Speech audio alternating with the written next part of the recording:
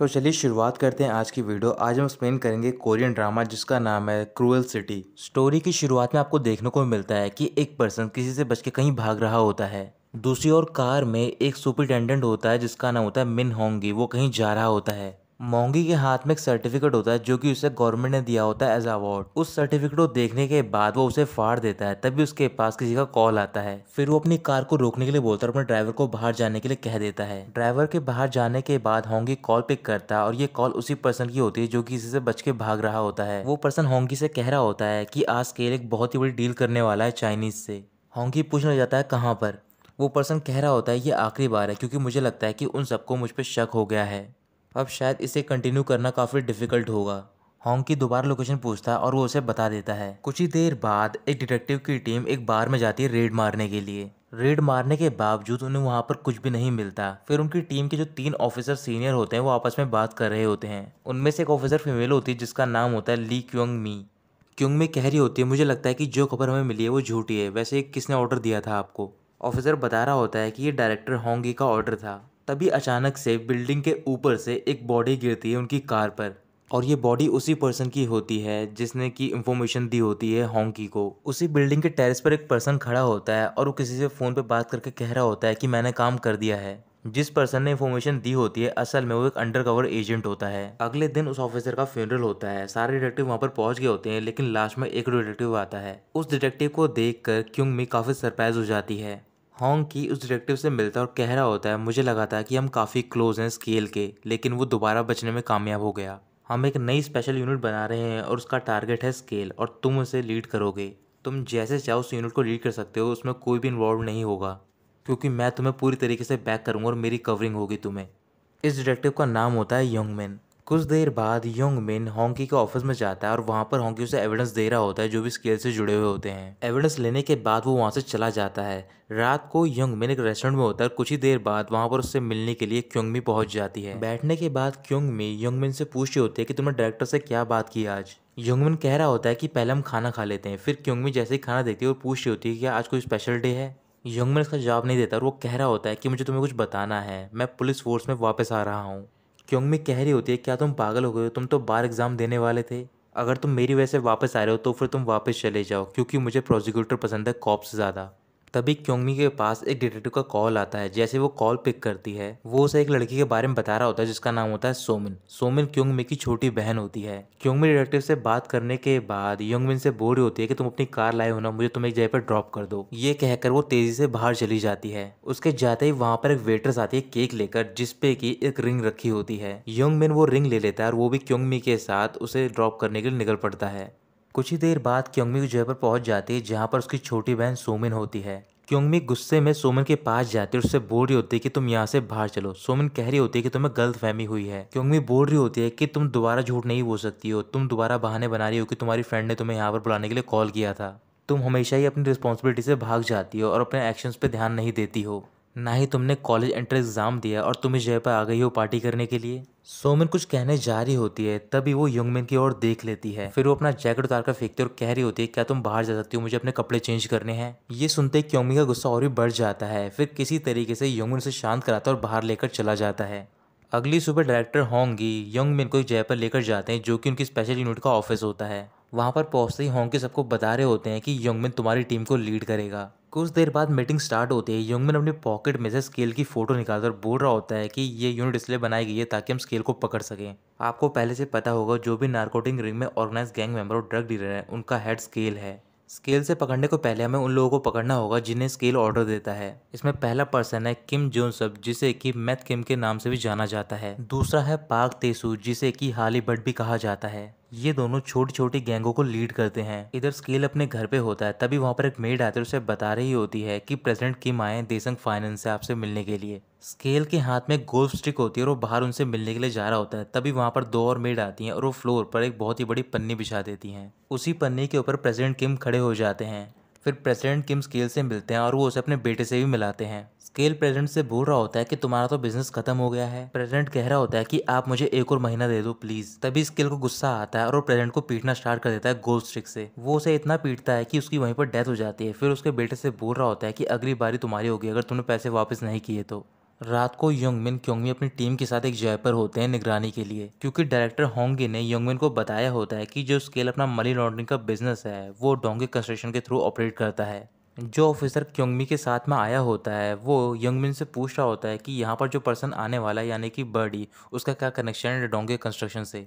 Yongmin कह रहा होता है तुम्हें थोड़ी देर में पता चल जाएगा। तभी वहाँ पर बर्डी पहुंच जाता है और अपनी एक बिल्डिंग में जा रहा होता है। उसी टाइम पर एक आदमी वहाँ पर अपनी बेटी को लेकर पहुंच जाता है। फिर वो अपनी बेटी को बेच देता है ड्रग्स के लिए बर्डी को। बर्डी उस आदमी को ड्रग्स देता है और उस लड़की को लेकर उस बिल्डिंग में लेकर जा रहा होता है। ये देखकर क्योंकि गुस्सा आ जाता है और वो भी बर्डी के पीछे जाती है उसी लिफ्ट में जिससे कि वो वहाँ से जा रहा होता है। योंगमिन भी लिफ्ट की ओर भागकर जाता है लेकिन तब तक लिफ्ट क्लोज हो जाती है। फिर वो स्टेयर्स के थ्रू ऊपर की ओर जा रहा होता है। क्योंगमी और बर्डी की फाइट स्टार्ट हो जाती है, लेकिन उसी दौरान जो बर्डी होता है वो क्योंगमी के हाथ पर एक नाइफ से वार कर देता है, लेकिन किसी तरीके से क्योंगमी उसे मैनेज कर लेती है। फिर योंगमिन वहाँ पर पहुँचता है और वो क्योंगमी को हॉस्पिटल लेकर जाता है। हॉस्पिटल में डॉक्टर क्योंगमी का इलाज करते हैं। योंगमिन क्योंगमी से कह रहा होता है कि तुम्हें पुलिस फोर्स क्विट कर देनी चाहिए। क्योंगमी कह रही होती है कि टीम लीडर आपको वापस जाना चाहिए। योंगमिन बोल रहा होता है कि मैं नहीं चाहता तुम मुझे टीम लीडर बोलो, बल्कि तुम्हें मुझे अपने नाम से बुलाना चाहिए। वैसे भी तुम मेरी गर्लफ्रेंड हो, मैं नहीं चाहता हूँ कि तुम किसी डेंजर सिचुएशन में फंसो। क्योंगमी कह रही होती है फिर तुम्हें वापस चले जाना चाहिए। क्या तुम्हें लगता है कि जैसा तुम्हारा ईगो और पर्सनैलिटी है तुम यहाँ पर काम कर पाओगे? ये कहकर वो चली जाती है। फिर वो दोनों स्टेशन में पहुंचते हैं क्योंकि वहां पर बर्डी को कस्टडी में ले जाकर दो रिलेटिव से पूछताछ कर रहे होते हैं। कुछ ही देर बाद वहां पर एक प्रोसिक्यूटर आता है जिसका नाम होता है आन गमसा, और वो बर्डी को वहां से रिहा करवा लेता है। योंगमिन बर्डी को रिहा कर देता है, लेकिन रिहा होने से पहले उसके पास जाकर उससे कह रहा होता है कि हम दोबारा मिलेंगे। ये कहने के बाद वो वहाँ से चला जाता है। कुछ देर बाद योंगमिन टेरेस पर होता है, तभी वहाँ पर क्योंगमी पहुँच जाती है। फिर वो उसे पीछे से हक करते बोल रही होती है क्यों ना हम बाहर चले ड्रिंक करने के लिए। योंगमिन कह रहा होता है कि हम बाहर तो जाएंगे लेकिन ड्रिंक करने के लिए नहीं। क्योंगमी पूछने जाते हैं तो फिर हम कहाँ पर जा रहे हैं। फिर वो क्योंगमी के कान पे एक माइक्रोफोन लगाता है। कुछ देर बाद वो दोनों अपनी टीम के साथ एक बार में जाते हैं क्योंकि वहाँ पर प्रोसिक्यूटर आन गमसा बर्डी के साथ ड्रिंक कर रहा होता है। वहाँ पर पहुँचने के बाद योंगमिन सबको बाहर भेजता है और प्रोसिक्यूटर के साथ अकेले बात कर रहा होता है। प्रोसिक्यूटर पूछ रहा होता है कि तुम्हें क्या चाहिए। फिर योंगमिन कह रहा होता है मुझे चेयरमैन पार्क chung-mo स्केल और डोंगे कंस्ट्रक्शन के बारे में इन्फॉर्मेशन चाहिए। प्रोसिक्यूटर बोल रहा होता है तुम्हें क्या लगता है कि तुम्हारे फादर तुम्हें तो पूरा सपोर्ट करते हैं, इस वजह से तुम कुछ भी कर सकते हो। योंगमिन कह रहा होता है क्यों ना हम इसे एंड तक लेकर चलें, देखते हैं वाकई में क्या होता है, और ये कहकर वो चला जाता है। अगली सुबह योंगमिन को प्रोसिक्यूटर जय पर मिलने के लिए बुलाता है और वहाँ पर उसे स्केल और चेयरमैन की कुछ फोटोज दे रहा होता है। साथ ही में कुछ इन्फॉर्मेशन भी होती है। प्रोसिक्यूटर पूछ रहा होता है कि तुम क्या करना चाहते हो। योंगमिन कहता है क्या तुम सामने खेलते हुए बच्चों को देख रहे हो, मैं इनके लिए इस जगह को सेफ प्लेस बनाना चाहता हूँ, लेकिन उस चीज़ को होने के लिए तुम जैसे ट्रैश लोगों को यहाँ से जाना होगा। प्रोसिक्यूटर कह रहा होता है कि तुम्हें गलतफहमी हो रही है, ये बच्चे खुद डिसाइड करते हैं कि इन्हें कौन से वर्ल्ड में रहना है। योंगमिन कुछ भी नहीं कहता और वहाँ से चला जाता है। कुछ दिन बाद अलग अलग बार्स में ड्रग्स की बहुत सारी डील करी जा रही होती है और उन सबको बेचकर जो भी पैसा इकट्ठा किया जाता है उन सबको इजाय पर रख दिया जाता है। जो अंडरकवर ऑफिसर जिस बिल्डिंग से गिरा होता है उसके टेरेस पर जो पर्सन होता है वो कहीं जा रहा होता है। कुछ देर बाद वो पर्सन अपने एक ऑफिस में पहुंचता है और वहां पर वो डोर ओपन करता है जिसमें कि बहुत सारे फ़ोन होते हैं। उनमें से एक फ़ोन पे कॉल आता है। जब वो उसे पिक करता है तो फिर उस पर दूसरा पर्सन कह रहा होता है कि मनी हमारे पास आ गया है, हमें क्या करना है। अब वो पर्सन कह रहा होता है कि तुम उस पैसे को ऐसे ही रहने दो। ये कहकर वो कॉल करता है। तभी दूसरे मोबाइल पर एक और कॉल आता है और वो कॉल होता है हाली भट्ट का। अगले दिन ये पर्सन स्केल के घर पे जाता है उससे मिलने के लिए, और वहाँ पर उसके साथ में हाली भट्ट और मैथ भी बैठे हुए होते हैं। इस पर्सन का नाम होता है जंग शी यून। जैसे ही शियून घर के अंदर पहुंचता है तभी स्केल खड़ा होकर उसे एक ग्लास फेंक कर मारता है, लेकिन वो उसे डॉज कर देता है। स्केल गुस्से में शियून से कह रहा होता है तुम्हारी हिम्मत कैसे हुई ये ग्लास डॉज करने की, मैं तुम्हें मारने के लिए मारा था। फिर स्केल एक और ग्लास लेकर जंग शियोन के पास जाता है, उसके सर पे वो ग्लास मार देता है। शियोन के सर से खून निकल रहा होता है। स्केल उससे कह रहा होता है क्या तुम्हें पता है कि जो भी मेरे बिजनेस के साथ मजाक करता है उसके साथ क्या होता है। शियोन कह रहा होता है कि अभी काम नहीं हो पाएगा, मुझे 40% चाहिए। स्केल मुस्कुराकर बोल रहा होता है कि तुम मेरी ड्रग्स यूज कर रहे हो और मुझसे 40% मांग रहे हो। फिर वो उसे चांटा मारता है और अपनी गोस्ट स्टिक से मारने जा रहा होता है। तभी वहां पर स्केल का छोटा बेटा पहुंच जाता है। स्केल अपनी गोस्ट स्टिक रख देता है और उसका बेटा स्केल से बोल रहा होता है आपने मुझसे प्रॉमिस किया था कि आप मुझे गर्ल नाइन का कॉन्सर्ट दिखाने के लिए ले चलोगे। स्केल शियोन से बोलता है कि तुम्हें मेरे बेटे ने बचा लिया, ये तुम अपने दिमाग में रखना और मेरा पैसा वापस कर देना। ये कहकर वो अपने बेटे के साथ वहां से चला जाता है। शियोन भी वापस वहां से जा रहा होता है और उसके सर से खून निकल रहा होता है। कुछ देर बाद वो एक स्टोर पे पहुंचता है, वहां पर कुछ दवाई लेता है ताकि वो अपनी चोट पर लगा सके। फिर वो काउंटर पे जाता है पैसे देने के लिए, और वहाँ पर जो काउंटर पर बैठी हुई होती है वो लड़की होती है सोमिन। शियून वहाँ पर पैसे रखता है और दवाई लेकर वहाँ से चला जाता है। सोमिन देखती है कि शियून ने बहुत ज़्यादा पैसे दिए होते हैं और वो चेंज भी वापस नहीं लेकर जाता है। ये देखकर वो काफ़ी हैरान हो जाती है। शियून बाहर जाकर जगह पर खड़ा होता है और वो बार बार स्केल की बातें याद कर रहा होता है, जिस वजह से उसका गुस्सा बहुत ज़्यादा बढ़ रहा होता है। कुछ घंटे बीतने के बाद मैथ किम स्केल के पास जाता है, उससे बोल रहा होता है कि उस डॉक्टर ने अभी तक पैसा डिपॉजिट नहीं किया है। स्केल बोल रहा होता है कि तुम्हें उस पर ध्यान देना होगा, यानी कि तुम्हें एक नया पर्सन ढूंढना होगा जो कि उस डॉक्टर की पोजीशन को रिप्लेस कर सके। इसका मतलब कि तुम्हें उसे मारना होगा। फिर मैथ किम बाहर जाता है और वहाँ पर हाली बर्ड भी होता है। हाली बर्ड डॉक्टर यानी कि शियून को कॉल कर रहा होता है, लेकिन वो कॉल पिक नहीं करता। फिर वो मैथ किम से बोल रहा होता है कि हम उसे कैसे पकड़ेंगे। मैथ किम बोल रहा होता है कि युनसू को पता होगा कि वो कहाँ पर है। युनसू शियोन का बेस्ट फ्रेंड होता है। युनसू अपने ऑफिस में एक लड़की के साथ होता है, तभी वहाँ पर एक पर्सन आता है और उसे बता रहा होता है कि तुमसे हाली बर्ड मिलने के लिए आया है। फिर वो बाहर मिलने के लिए जाता है। हाली बर्ड उससे कह रहा होता है इस बार डॉक्टर ने लाइन क्रॉस कर दिया और वो मारा जाएगा। तुम्हें बताना होगा कि वो कहाँ पर है, नहीं तो तुम भी मारे जाओगे। थोड़ी देर बाद युनसू शियोन से मिलने के लिए जाता है, उससे पूछ रहा होता है कि अब तुम क्या करने वाले हो। शियोन कह रहा होता है कि अगर मैंने उन्हें नहीं मारा तो फिर वो मुझे मार डालेंगे, तो फिर इस वजह से मुझे एंड तक लेकर जाना होगा इस सारी चीज़ों को। युनसू कह रहा होता है कि तुम स्केल की बात कर रहे हो, वो कोई छोटा मोटा पर्सन नहीं है। शियोन कहता है फिर तो हम मारे जाएंगे, मुझे 8 साल लग गए यहाँ तक पहुँचने के लिए।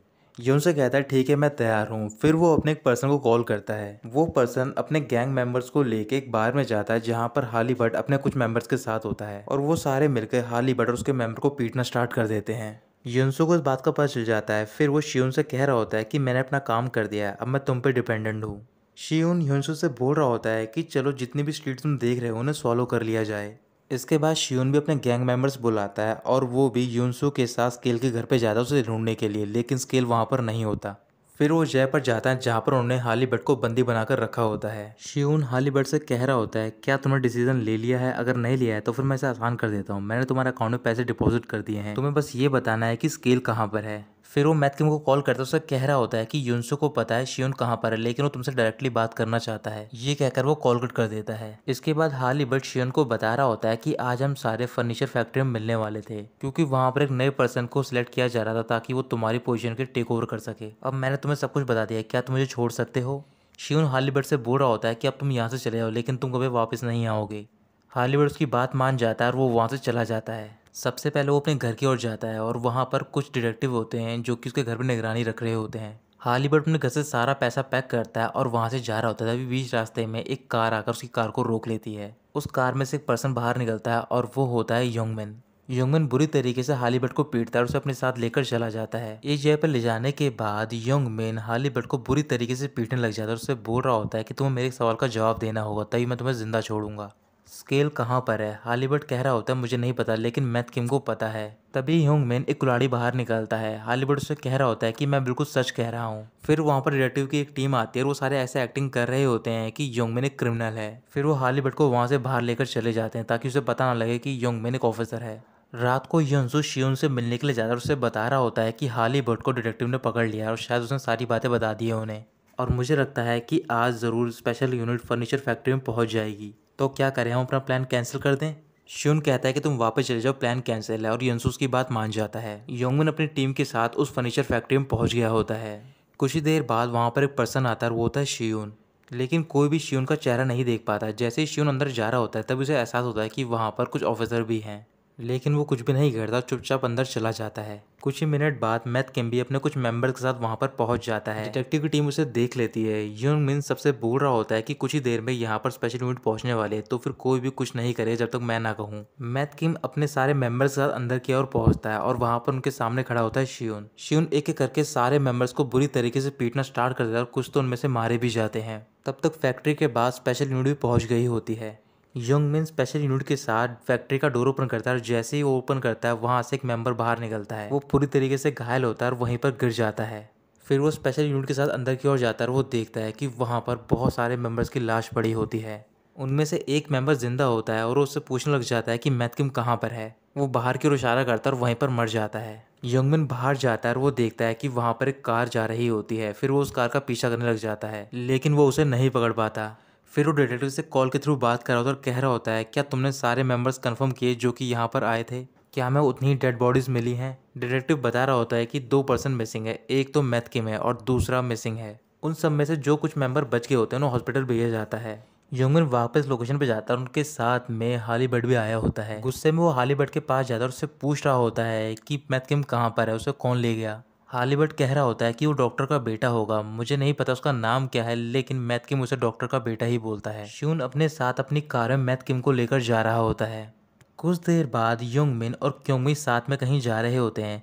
क्योंगमी योंगमिन से कह रही होती है उनमें से एक पर्सन ने बताया कि वहाँ पर सिर्फ एक ही पर्सन आया था जिसने कि उन सबका ऐसा हाल किया। ऐसा कैसे हो सकता है कि एक पर्सन उन सबको मार सके।